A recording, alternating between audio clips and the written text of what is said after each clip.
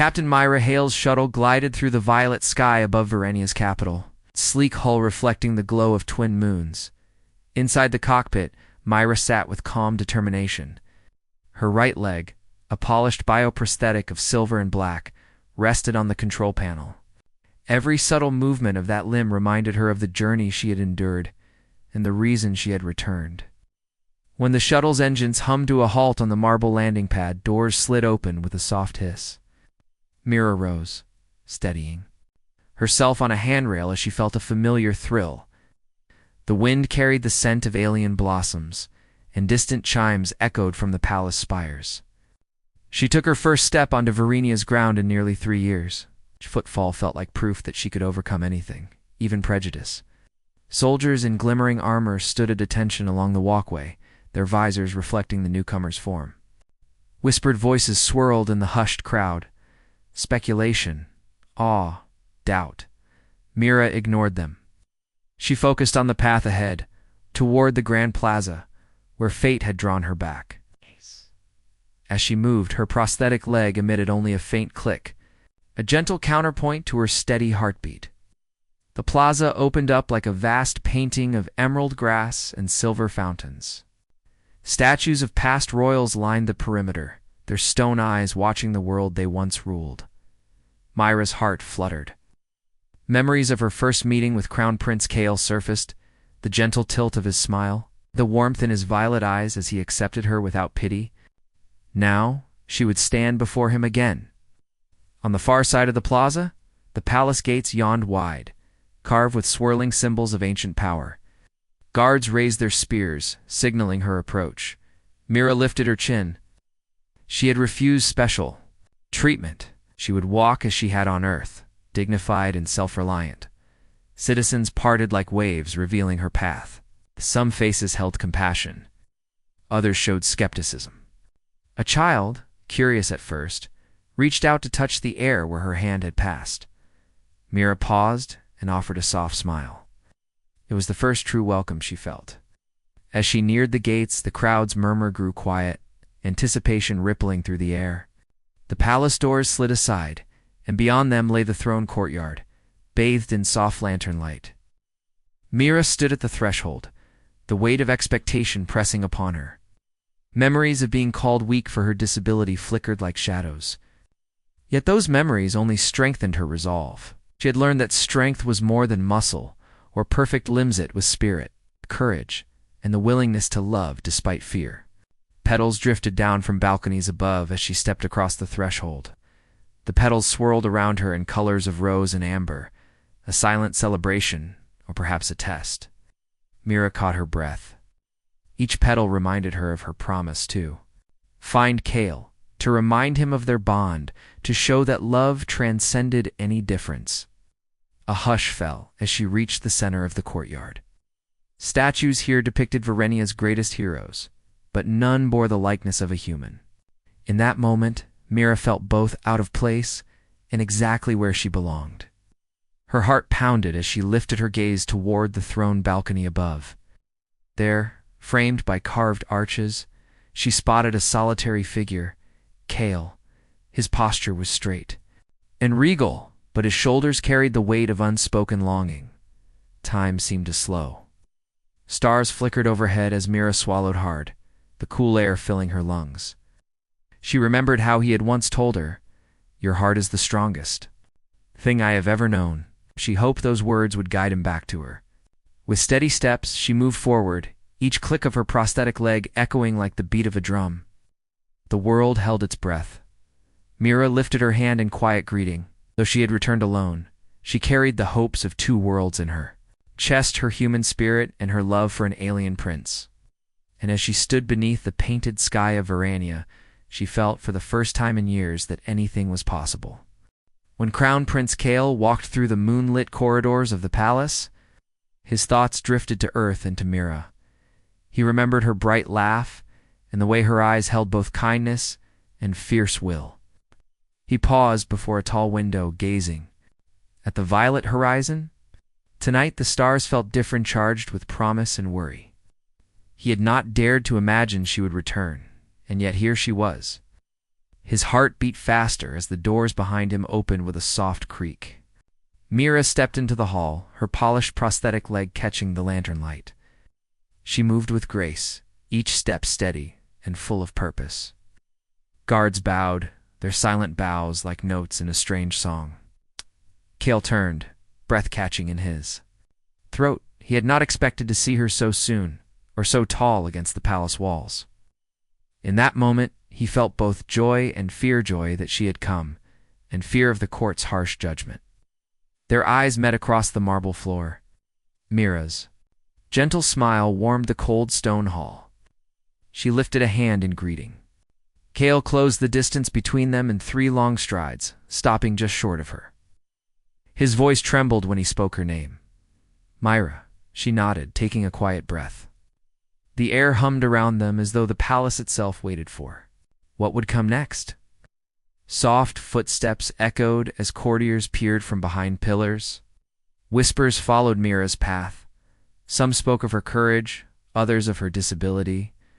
Yet when Cale gently touched her prosthetic and said, "You are as strong as any warrior," a hush fell. Mira's eyes glistened, offered his arm, and she placed her hand on his sleeve. Together they crossed the hall toward the throne room, their shadows merging in the lantern light. Inside the throne room, tapestries of royal victories lined the walls. But tonight, those images felt hollow compared to the living story unfolding before them. Cale raised his hand, and the throne's lights dimmed, spotlighting Mira. She stood tall, her chest swelling with emotion. Cale spoke to the assembled nobles in a steady voice. "This is Myra Hale, my friend and my heart. She has come back to share her wisdom with us." Gasps rippled through the crowd. Some faces showed awe, others disbelief. Mira's heart pounded as she stepped forward. She lifted her chin and spoke in clear, calm tones. She told of Earth's trials, of people who found strength after loss, of communities rebuilt on hope, of inventions born from necessity. She spoke of her own journey through darkness and pain, and of how her prosthetic leg had become a symbol of her will, not her weakness. With each word, the court's skepticism melted into curiosity. When she finished, silence stretched before applause broke out, not from every corner, but enough that the sound felt like a rising tide. Cale placed a gentle hand on her shoulder. Mira looked up at him, gratitude shining in her eyes. She found his gaze reassuring. In that moment, she knew their bond was stronger than any court decree. Together, they had begun to change hearts. As the crowd's applause echoed through the grand hall, Mira and Cale stood side by side. Their reunion had become more than a private joy, had become a promise of a new future. In the gentle glow of Verenia's lanterns, 2 worlds met, human resilience and alien tradition, and at that meeting point stood 2 souls, ready to face whatever came next together. Soft morning light filtered through the jade leaves of the palace garden as Mira wandered along winding paths of white stone. Dew glittered on alien flowers, their petals shaped like stars. She paused by a fountain where water danced in gentle arcs. Crown Prince Cale joined her, offering a small smile.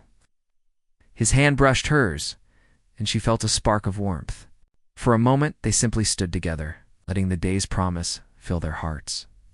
Cale led Mira to a quiet alcove draped in silver vines. He knelt to examine a broken vine stem and showed her the fine strands within. "On Verenia, we see strength in unity," he explained softly. Mira traced the fragile fibers with her fingertip. She thought of her own journey, how her body and spirit had woven together into something stronger.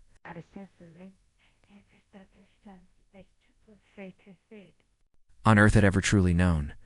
Not far away, palace servants arranged cushions by a reflecting pool. The water mirrored their faces as they sat. Cale chose a smooth cushion for Mira, and she settled down carefully, her prosthetic legs straight before her. He poured 2 cups of jasmine tea, the fragrant steam rising between them. Mira inhaled deeply, the scent reminding her of childhood mornings with her grandmother. She smiled at Cale, grateful for a moment so calm amid so much change. "I remember the first time we met," Cale said, holding her gaze. You taught me that kindness is more powerful than any royal decree. Myra's eyes shone. She recalled how he had reached out to her despite her differences, offering friendship when others had turned away. Now she realized their roles had shifted. She was teaching him Tue about courage, acceptance, and the true meaning of strength.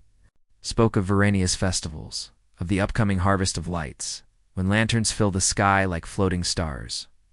Kale confessed his worry that old customs might reject new voices. Mira took his hand. Customs can change, she said gently. We can honor what is good and let go of what holds us back. He squeezed her hand, hope softening his regal features. Together, they watched petals drift on the breeze as if the world around them agreed. A distant laugh drew their attention.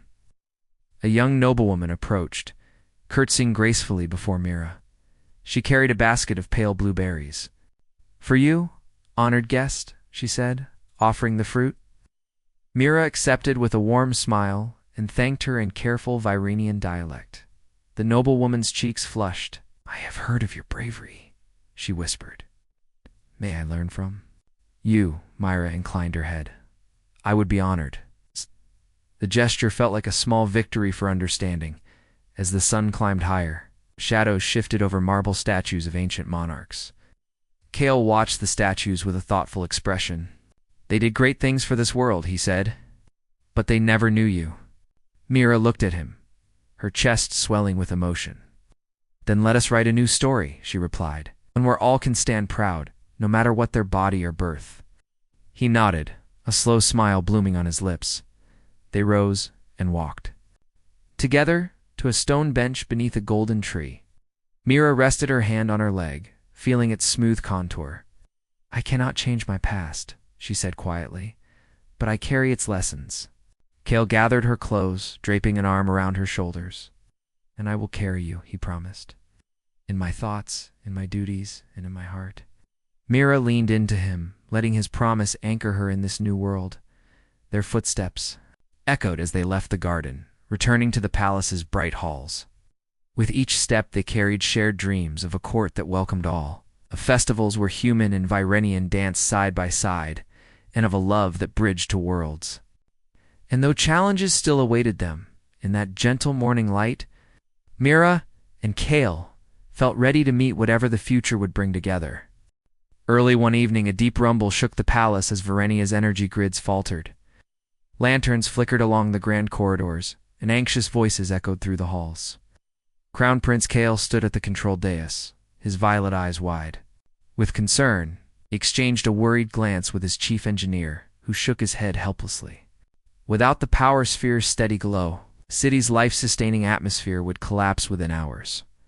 Mira arrived at the dais, her silver prosthetic leg clicking against the marble floor. Despite the tension, she moved with calm resolve. She placed a gentle hand on Kale's arm, offering quiet reassurance.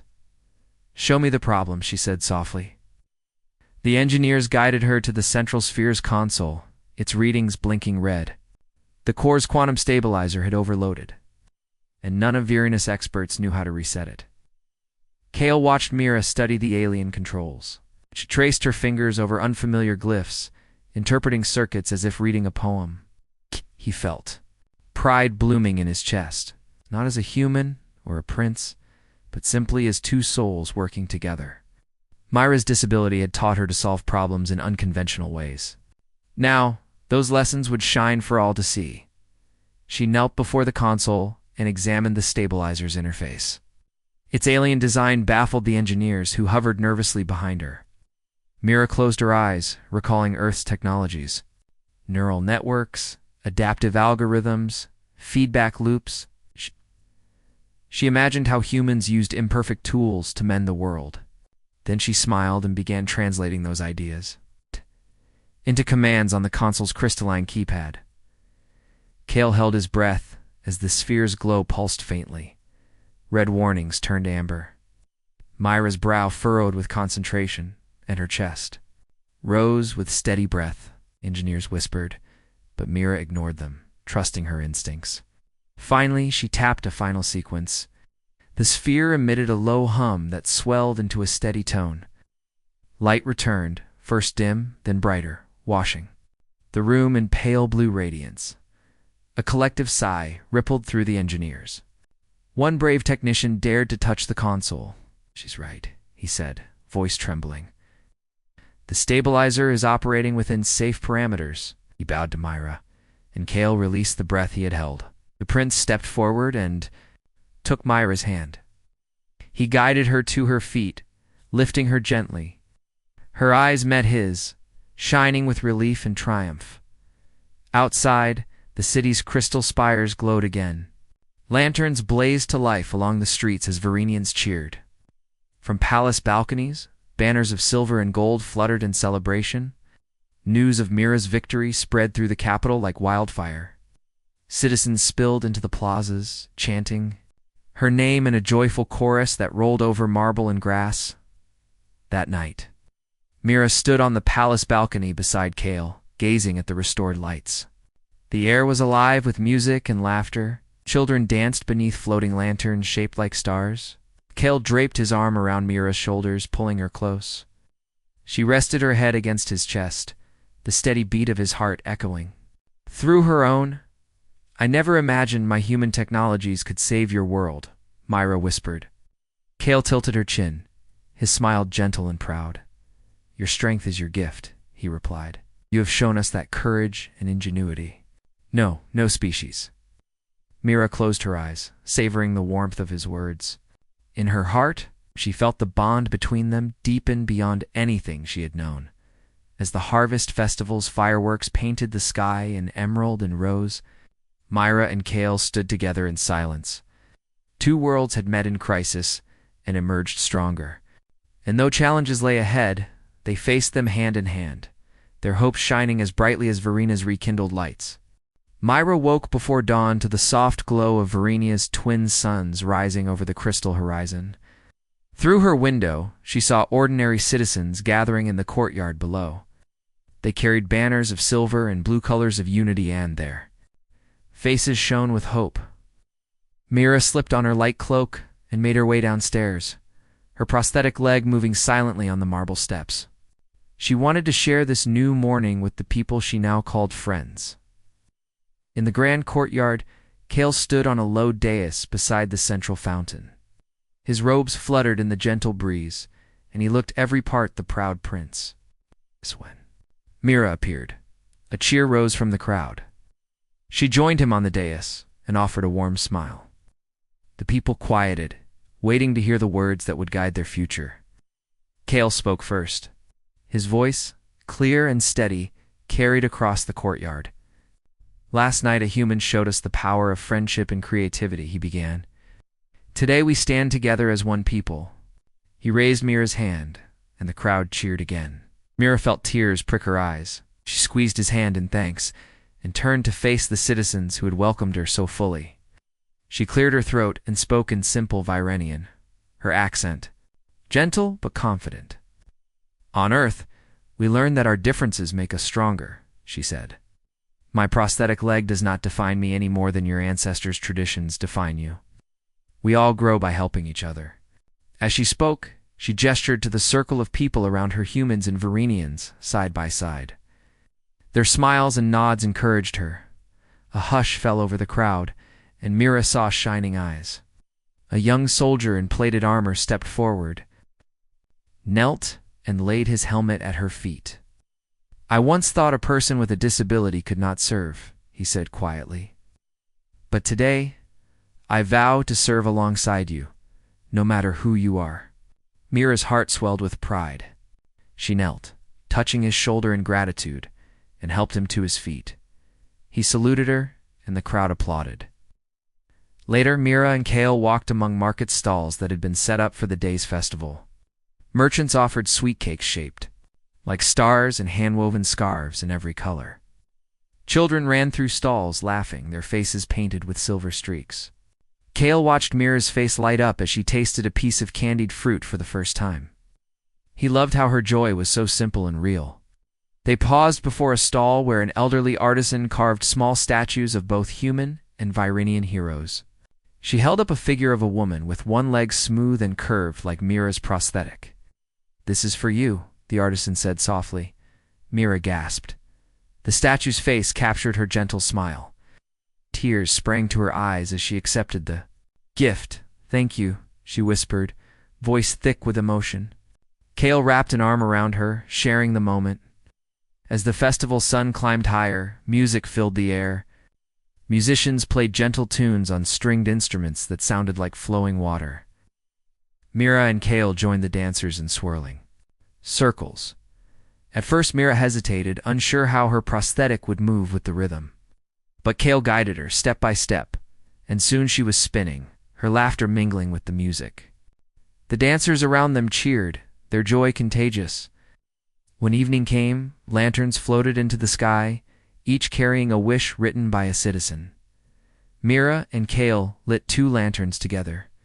Kale wrote, "Peace and unity for all." Mira wrote, "May every heart find courage." They released the lanterns, watching them drift upward until they joined the stars. Hand in hand, they stood beneath the glowing sky, their hearts full. In that quiet moment, Mira realized that she had found a home in a world far from Earth. Surrounded by friends and guided by love, she felt stronger than ever.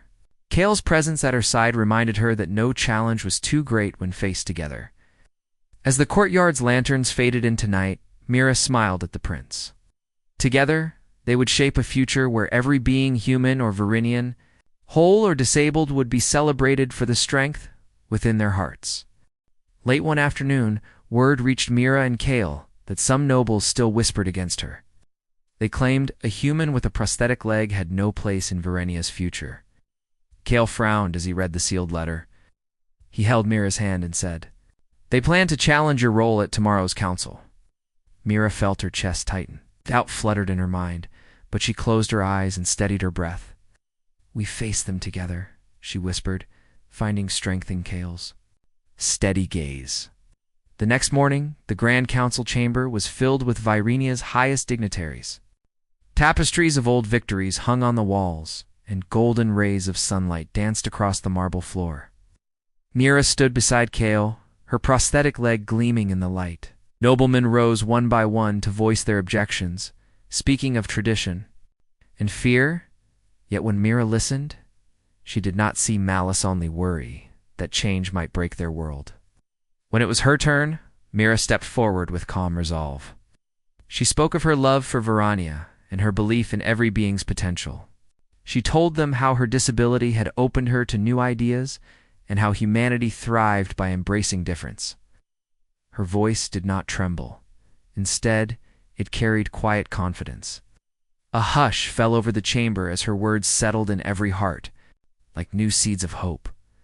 Kale then stood and raised his hand. "Before you judge, I invite you to witness something," he said. With Kale leading, they left the chamber and walked through corridors to the palace's healing pools. Courtiers exchanged puzzled glances, but followed in silence. The pools glowed a soft lavender, their waters said to mend wounds. Today, they would see a new side of Virenia's care, one guided by human ingenuity and Myra's insight. At the pool's edge, 2 attendants brought an injured guard who had lost the use of his arm in training. The guard looked frightened. Glancing at Mira's prosthetic with shy curiosity, Mira knelt beside him and gently placed her artificial limb against the pool's control panel. The prosthetic sensors activated, sending a signal that calibrated the pool's energy flow. Waters rippled as the machine adjusted its healing field in response to her input. Gasps arose when the guard's limp arm twitched, then moved. He flexed his fingers in wonder. "I feel warmth," he whispered. The nobles watched as the guard rose, his eyes shining, the arm's strength restored. Mira rose too, though fatigue tugged at her muscles. Kale supported her, his expression one of pride and love. The court's stern faces softened as they saw that Myra's disability was not weakness, but a bridge between worlds. One noblewoman stepped forward, her voice trembling with gratitude. "You have shown us compassion and progress," she said. Others nodded, and soon even the harshest critics looked away, ashamed. Kale bowed his head. Mira felt tears form, not of sorrow, but of triumph. In that moment, tradition and innovation embraced, forming something stronger than either alone. That evening, the council chamber reconvened. This time, instead of objections, voices rose in support. They spoke of unity and the promise of a future where every life was valued. When the decree passed, it honored Mira as an advisor in the royal court. Cheers echoed through the halls, soft at first, then swelling like a wave. Mira and Kale shared a relieved smile, knowing that hearts had turned at last. Later, in the quiet of Kale's private study, Mira leaned against him as he read her the official proclamation. Her heart swelled at his words of praise. "You changed my people's minds," he said warmly. Myra touched his cheek gently. "We changed them together." Outside, moonlight shimmered on the palace spires. And Mira knew that though challenges would come, love and courage would always guide their shared path. The morning sun shone over the palace as Mira and Kale prepared for the first Council of Unity. In the grand hall, Varenian nobles and human ambassadors took their seats around a circular table of polished quartz. Mira adjusted her cloak and felt Kale's reassuring hand on her back. Together, they would guide both their peoples toward a shared destiny. When Kale called the council to order, a hush fell across the room. His clear voice echoed, "Today marks a new chapter for Varenia and Earth. Let us work as one." Mira watched faces turn toward her. She rose, steady despite her racing heart, and spoke of cooperation, of sharing knowledge, culture, and compassion. Her words built bridges where walls once stood. After the speeches, delegates came forward with proposals. A Virenian scholar suggested a university exchange where human students and Virenian apprentices would learn side by side. A human engineer proposed adapting bioprosthetic technology for Virenian healers. Myra and Kale endorsed each idea with warm smiles, celebrating every step toward unity. The council's energy was electric with hope. Outside the hall, servants unveiled a new banner, half silver leaf on a field of blue, half silver leaf on a field of green. It symbolized the alliance of two worlds. Mira traced the banner's design. With her finger, imagining it flying over cities on both planets, Kale pressed her hand gently. "Our banner," he said softly. She smiled, her heart full. That evening, a grand feast filled the palace courtyard. Long tables groaned with dishes from Earth and Varania, spiced breads, crystal fruits, sweet nectars, and savory pies. Human musicians played flutes alongside Varanian string ensembles, under floating lanterns shaped like stars. Guests ate and laughed. Mira danced with children, her prosthetic leg moving in time to the music. Her laughter rang out like bells. Kale stood at the head table watching Mira with pride. He raised his glass of amber-hued wine and spoke to Mira Hale, whose courage and heart have shown us all the power of unity. The crowd cheered, voices rising in a joyous roar. Mira felt her cheeks warm with gratitude. She stood and raised her cup in return, her smile bright as a new dawn. Later, Mira and Kale wandered to the palace gardens. The night air was cool and fragrant with alien blooms. Petals drifted around them like snow in slow motion. Kale paused by a reflecting pool and knelt, drawing a small Virenian ring from his pocket. He looked up at Myra with gentle eyes. "You are my strength and my guide. Will you stand by my side as my partner, in service and in heart?" Myra's breath caught. Tears of happiness filled her eyes. She knelt too, taking his hand. "Yes," she whispered, voice trembling with emotion. He slipped the ring onto her. Finger a band of interwoven human steel and Virenian crystal. It caught the moonlight and scattered prisms across their faces. They rose together, sealing their promise with a tender kiss beneath the stars.